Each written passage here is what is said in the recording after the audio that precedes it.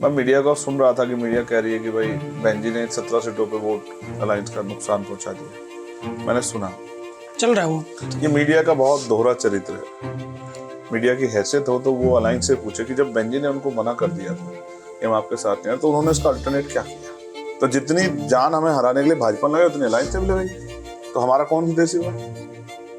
तो इसका मतलब स्पष्ट है कि वो अपनी पार्टी को बचाने के लिए काम कर रहे हैं, हम अपने समाज को जिंदा रखने के लिए काम कर रहे हैं। सीतापुर में आकाश आनंद ने एक भाषण दिया बीजेपी को लेकर, उनके खिलाफ एफआईआर दर्ज हुई। उसके बाद आपने कहा कि नकल के लिए भी अक्ल की जरूरत पड़ती है। अब जबरदस्ती उनसे जोड़ रहे हैं। नहीं, आपने टिप्पणी की थी। छोड़िए, हम भाइयों में क्यों झगड़ा लगाना चाहते नहीं, झगड़ा नहीं लगा। आज विपक्ष मजबूत है ना, तो ये अम्बेडकर वादे को तो धन्यवाद किया किसी इन्होंने, इन दलों ने, इंडिया अलायंस के दलों ने अम्बेडकर वादे को धन्यवाद किया।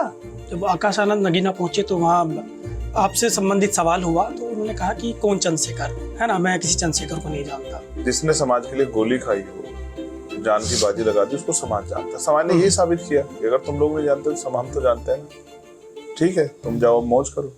मैं अभी वेस्ट एंड कोर्ट के भीतर हूँ। यहाँ पर जो नए सांसद चुनकर आए हैं उनको जगह दी गई है, फ्लैट दिए गए हैं। हम यहाँ पर चंद्रशेखर आज़ाद से बात करेंगे, जो अभी नगीना से सांसद चुनकर आए हैं। करीब 1.5 लाख वोटों से ज़्यादा से वो मतों से जीते हैं।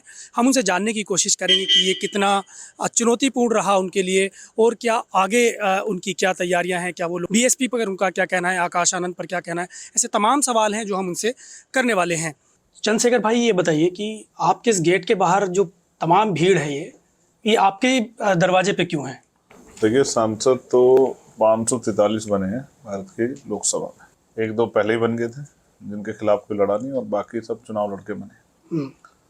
लेकिन ये जो किरदार है, इसके पीछे एक बहुत बड़ा संगठन है। भीम आर्मी नाम का एक ऐसा संगठन जो कमजोरों, हक वंचित समाज के लोगों, किसानों, मजदूरों, महिलाओं को सुरक्षा कवच बनकर, और संविधान का सुरक्षा कवच बनकर पिछले निरंतर 10 साल से भारत की हक वंचित समाज की जनता की सेवा कर रहा है।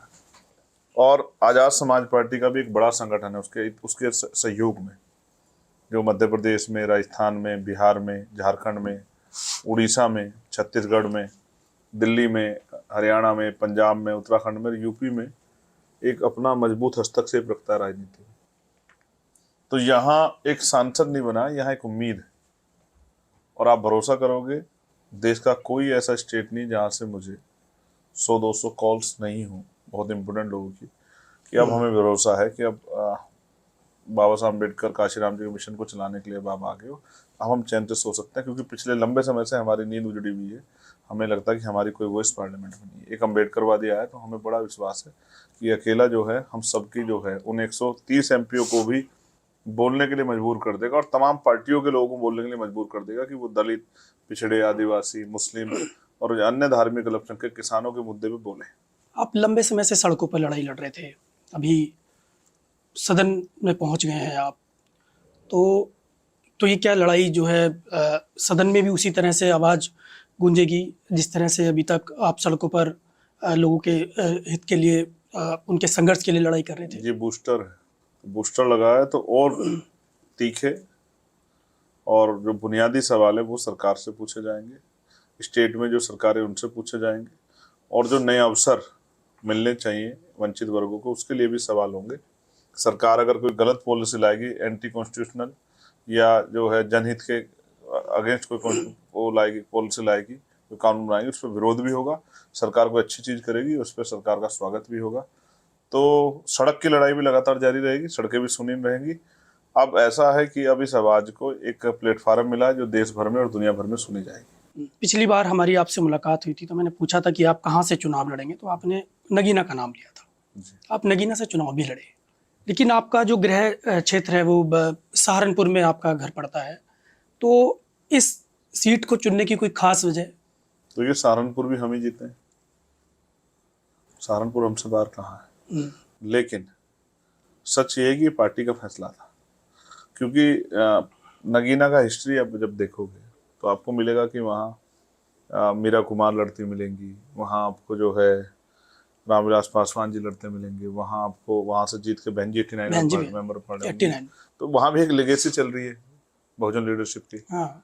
तो ये पार्टी का फैसला था कि हमें नगीना लड़ना है, और नगीना पार्टी का फैसला मेरे सर में आता है। मैं तो पार्टी का एक ईमानदार समर्पित वर्कर हूँ। पार्टी ने जो आदेश दिया मैंने उसका पालन किया।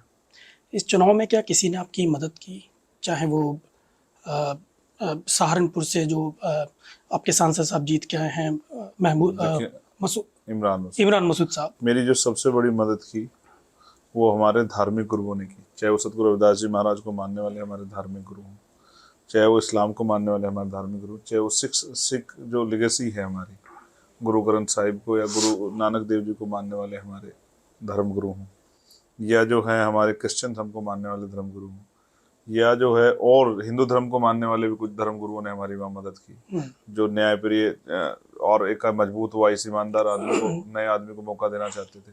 साथ साथ जो है बुद्ध धर्म को मानने वाले हमारे बनते लोगों ने भी जो है सब लोगों ने मेरी मदद की। उसके साथ साथ जो पुराने बहुजन मिशनरी हैं उन्होंने मेरी बहुत मदद की। और भीम आर्मी आज़ाद समाज पार्टी का तो मैं ऋणी हूँ कि एक एक वर्कर ने अपनी हिम्मत से बढ़ के मदद की। आपको मैं इसका एक उदाहरण भी दूंगा। उसके साथ साथ नगीना की महान जनता की मदद मुझे हमेशा मिली पहले दिन से। उन्होंने मुझे नोट भी दिया और वोट भी दिया। जब मैं केतली लेके जाता था तो वो मेरे तेल का पैसा भी जुटाते थे, मेरा खाने का पैसा भी जुटाते थे, और उन्होंने मुझे वोट भी भरपूर दी। मुझे 52% करीब वोट मिला है और 48 में पूरा विपक्ष है और 70 विपक्ष सब लोग हैं।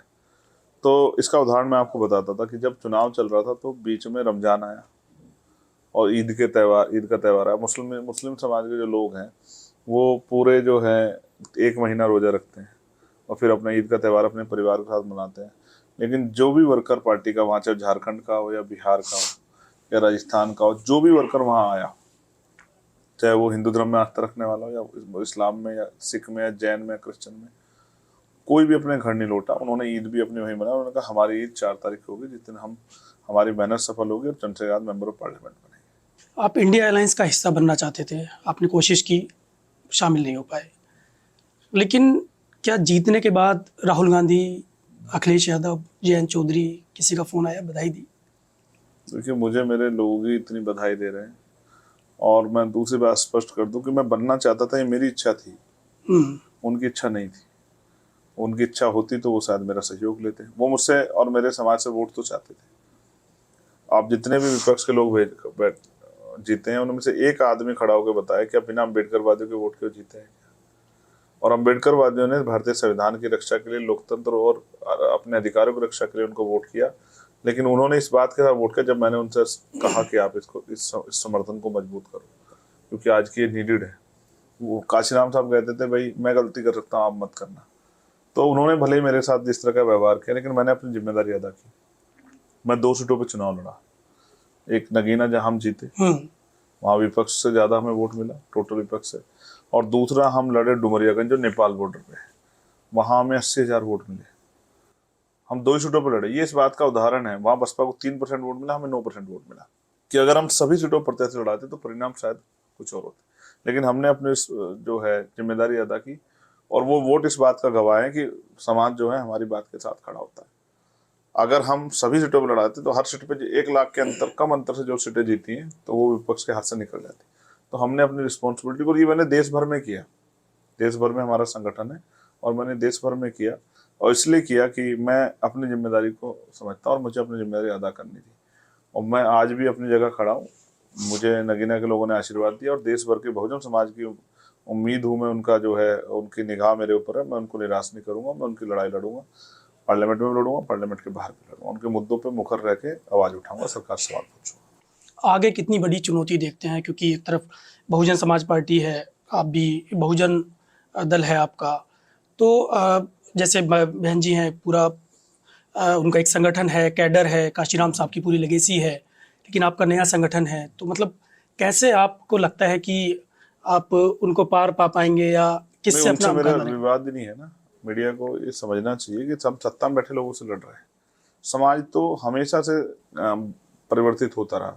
समाज एक समय बाबा साहब अम्बेडकर के साथ था, उनके बाद समाज लंबे समय तक कांग्रेस के साथ रहा, बाबू जगजीवन के नेतृत्व। फिर वहाँ से हटके जब हमारा लीडर आया माननीय काशीराम साहब आए तो माननीय काशीराम साहब के साथ आ गया। फिर लंबे समय तक माननीय बहन जी के साथ रहा। अब आज़ाद समाज पार्टी चंद्रशेखर आजाद के साथ हो रहा है। समाज तो अपने आप अपना नेता खोज लेता है। आप जिनकी बात कर रहे हैं, देखिए बहन जी हमारी बड़ी नेता है और बहन जी महापुरुषों की श्रेणी में आती है। उनका वो भी, इनके मन में भी इच्छा है कि भाई बहुत सारा काम अभी अधूरा है, अभी बुनियादी सुविधा भी लोगों तक नहीं पहुंची है और जो अधिकारी कर्मचारी बन गए उनका भी शोषण हो रहा है। जो स्कूलों में बच्चे पढ़ रहे हैं, यूनिवर्सिटियों में और इंस्टीट्यूशन में पढ़ रहे हैं, उनको भी कास्ट एट्रोसिटी का शिकार होना पड़ रहा है।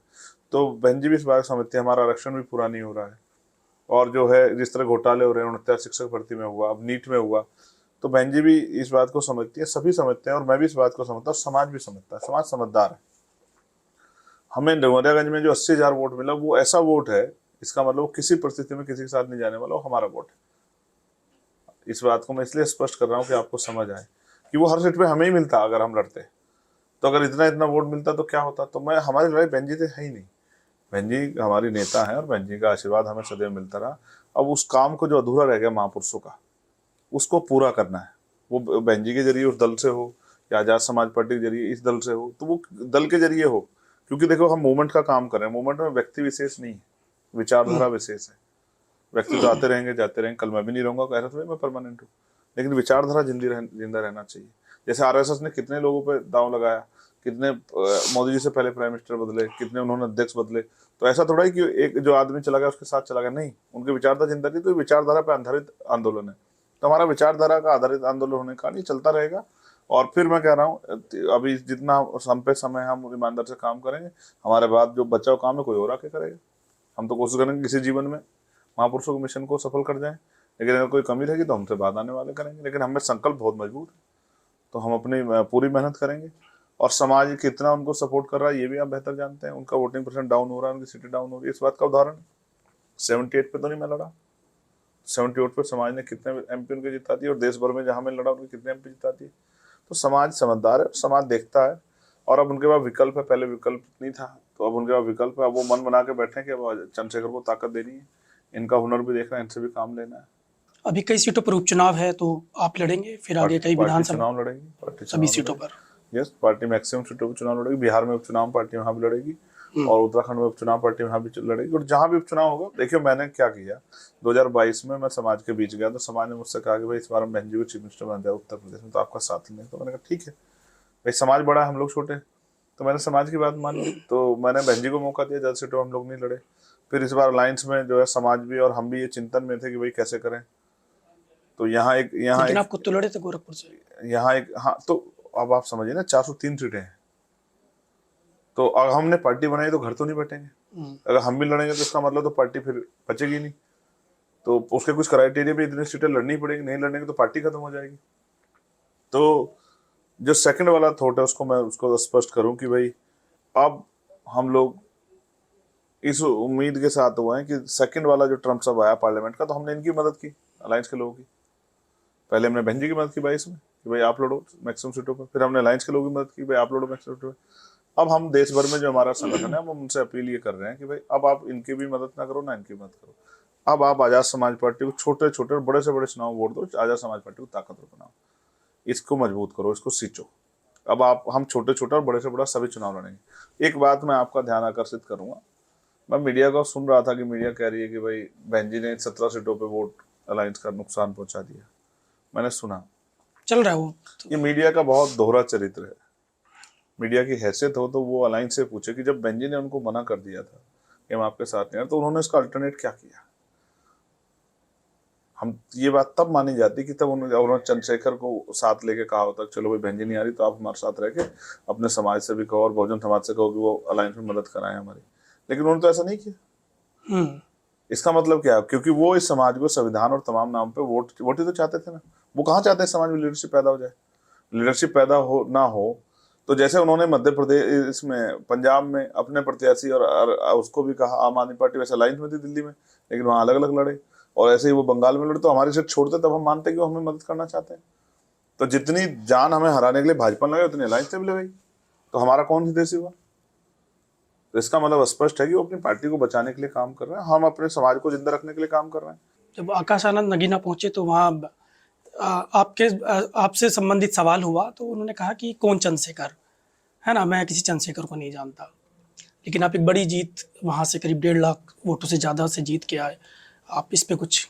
जिस आदमी ने पिछले 11 साल से दिन रात समाज की सेवा की हो, जिस आदमी ने दिल्ली जैसी जगह में लाठियां खाई हो, मुकदमे झेले हो, जिसने 16-16 महीने समाज के लिए लड़ाई लड़ी हो, जो समाज के हर सुख दुख में खड़ा रहता हो, उसको कोई धन्ना सेठ का बेटा, उद्योगपति का बेटा जाने जाने, लेकिन समाज जानता है।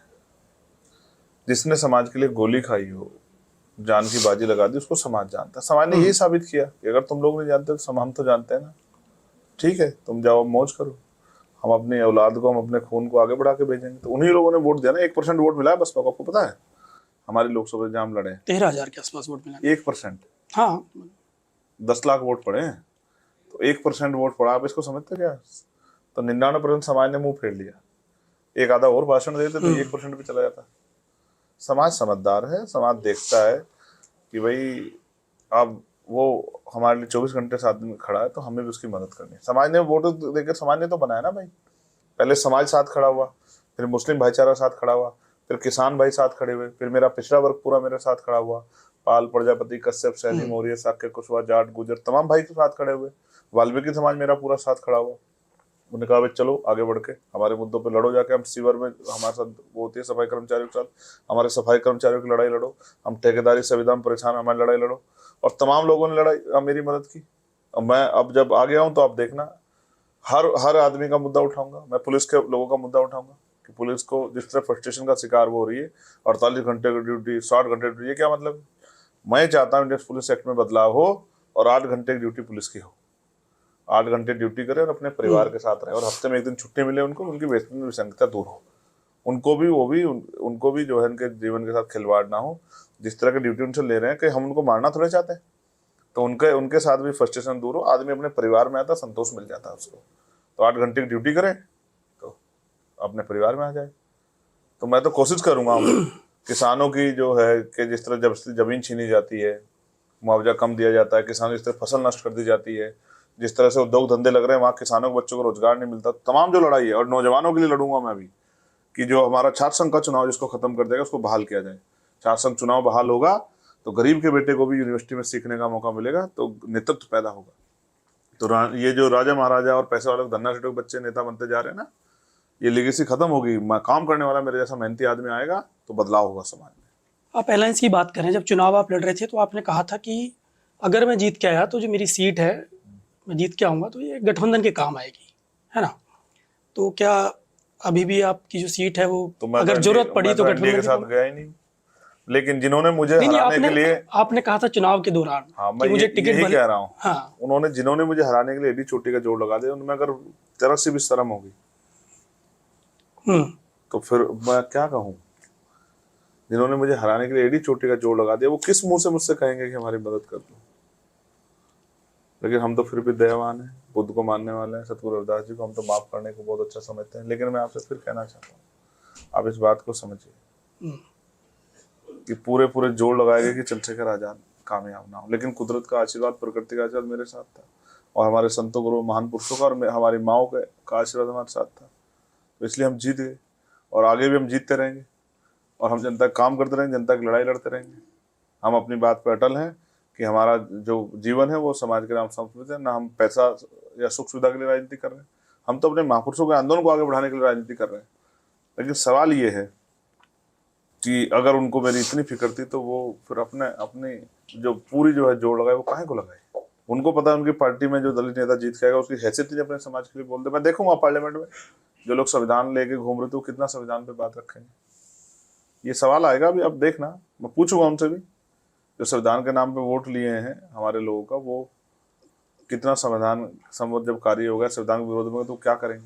पहली बार ऐसा हुआ है कि समाजवादी पार्टी को दलितों ने वोट किया, समाजवादी को नहीं किया, इंडिया अलायंस को समाजवादी सीटों पे। फिर आप समझो, हमेशा से अम्बेडकरवादी बहुजन भाईचारे के साथ थे और बहुजन समाज एकजुट रहे, इस बात को मानते थे और इस बात की अहमियत को समझते थे। बीजेपी नेताओं के बड़बोले पड़ने उनको हार के कगार पर ले जाकर गए। उन्होंने बड़े बड़े भाषण दिए कि हम ये कर देंगे, संविधान बदल देंगे, ये तो कभी अम्बेडकरवादी बर्दाश्त नहीं कर सकता। तो इसलिए उन्होंने, और फिर हमने उनको इशारा दिया कि चलो भाई ये जो अहंकार में जो लोग हैं इनका अहंकार तोड़ो, तो अहंकार तोड़ने के लिए उसने मदद की। ठीक है, तो ये एक राजनीतिक समझदारी है, राजनीतिक समझदारी दिखाना चाहिए। आज विपक्ष मजबूत है ना, तो ये अम्बेडकरवादी को तो धन्यवाद किया किसी, इन दलों ने, इंडिया अलायंस के दलों ने अम्बेडकरवादी को धन्यवाद किया? किसी इंटरव्यू में किया हो धन्यवाद की भाई अम्बेडकरवादी बहुत बहुत धन्यवाद, आपने हमारी मदद की? तो क्या मुद्दे रहेंगे? पहली बार आप सदन पहुंचेंगे, जनहित के जितने मुद्दे हैं उन सब पे हम बात करेंगे। बात अगर मेरी स्पेशली लोकसभा की जाए तो वहाँ बेरोजगारी बहुत बड़े पैमाने पे, वहाँ के नौजवान को काम करने के लिए अन्य अन्य प्रदेशों में जाना पड़ता है। बहुत सारे लोग महाराष्ट्र जाते हैं। मेरा 1 लाख से ज्यादा वोट तो अन्य अन्य प्रदेशों में था, उसको मुझे बड़ी मुश्किल बुलाना पड़ा, वरना वोट मिलते मुझे 6.5 लाख। तो वो उत्तराखंड में भी जाते हैं काम करने के लिए, वो पंजाब में भी जाते हैं, वो हरियाणा में भी जाते हैं, वो जो है दिल्ली में भी आते हैं। तो मैं ये चाहता हूँ कि भाई हमारे क्षेत्र में इंडस्ट्रियल एरिया लगे और वहाँ के नौजवानों को रोजगार मिले।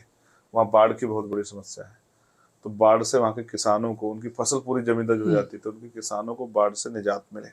उसके साथ साथ हमारे यहाँ कोई भी यूनिवर्सिटी नहीं है, तो मैं चाहता हूँ हमारे यहाँ अच्छे स्कूल, कॉलेज, यूनिवर्सिटियाँ बने और बेटियों के लिए अलग से जो है महिला कॉलेज बने, जिससे कि उनको पढ़ाई में आसानी हो। और मैं ये चाहता हूँ मेरे क्षेत्र में जो मील है वो समय पर किसानों को पैसा दे।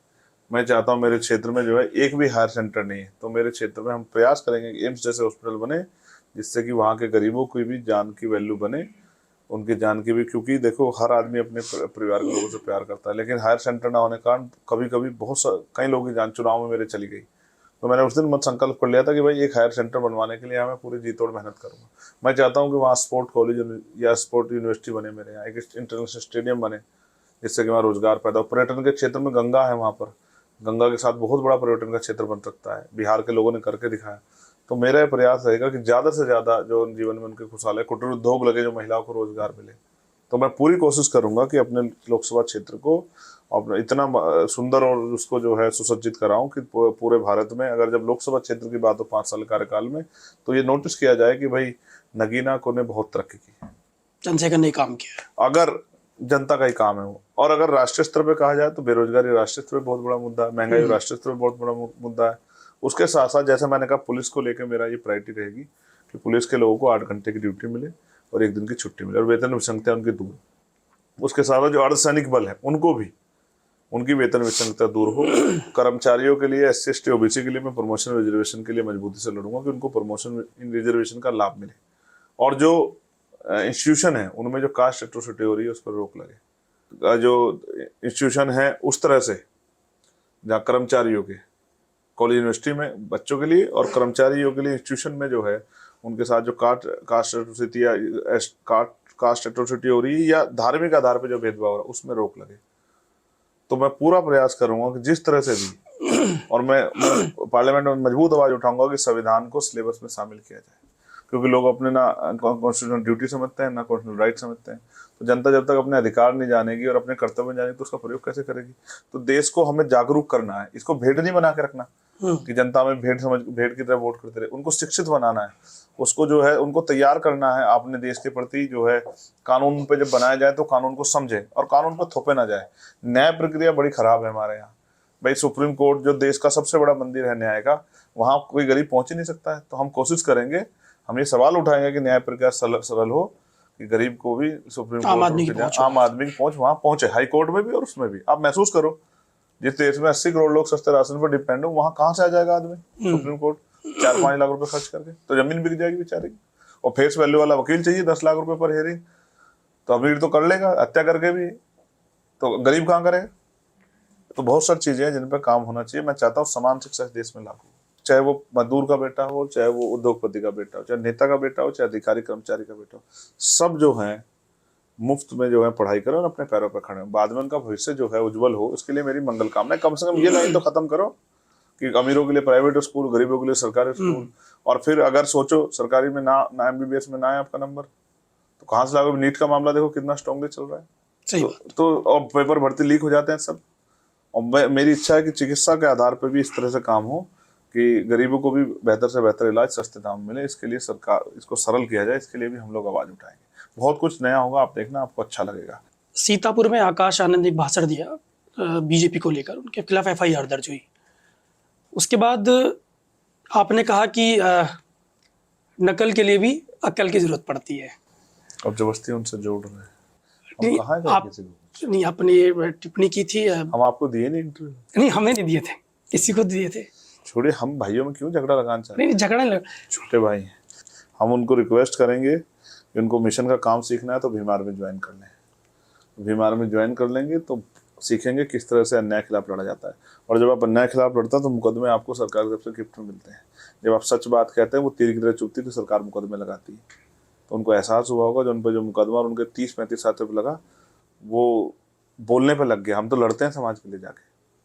तो किसी पे आरोप लगाना, किसी के संघर्ष को गाली देना आसान है, लेकिन संघर्ष करना पीठ पे, अभी तो मुकदमा ही लगे, हम तो पीठ पे लाठियां खाए, गोली खाए, हम तो दांत तोड़वा लिए, हमारे तो रीढ़ की हड्डी तोड़ दी, हमारे पैरों के नखून खींच लिए, तो हम तो खूब जुर्म सह के आए। हाँ। तो जिसको जो सहता है उसी को पता होता है। तो हम तो छोटे भाई हम कहेंगे बीमार में ज्वाइन करें और सीखें मिशन को, और मिशन को सीख के मिशन का काम करें। और फिर जरूरी नहीं कि बहुत बड़े पद पर बैठना कोई जरूरी है, तो सामान्य कार्यकर्ता सीखें और बड़े नेता बने। अब हिमार में के लिए ऐसी मैं उनके भविष्य के लिए मंगल कामनाएं करता हूँ। नगीना के सांसद चंद्रशेखर आज़ाद थे हमारे साथ, जिन्होंने तमाम सवालों के जवाब दिए। उन्होंने BSP, Akash Anand, Akhilesh Yadav, India alliance, BJP सबसे जुड़े सवालों का जवाब दिया। और अभी तक जिस तरह वो सड़कों पर दिखाई देते थे, जिस तरह लोगों के हकों के लिए बात रखते थे, चाहे वो खासतौर से बहुजन समाज के लिए सड़कों पर संघर्ष करते हुए दिखाई देते थे, अब ये देखने वाली बात होगी क्या चंद्रशेखर आज़ाद इसी तरह सदन में भी अपनी बात रखेंगे। उनके लिए क्या उनका संघर्ष जो चल रहा था वो जारी रहेगा। आपको उन मीडिया संस्थानों को समर्थन देना होगा जो सरकारी विज्ञापनों पर निर्भर नहीं है। न्यूज लॉन्ड्री ऐसा ही मीडिया प्लेटफॉर्म है।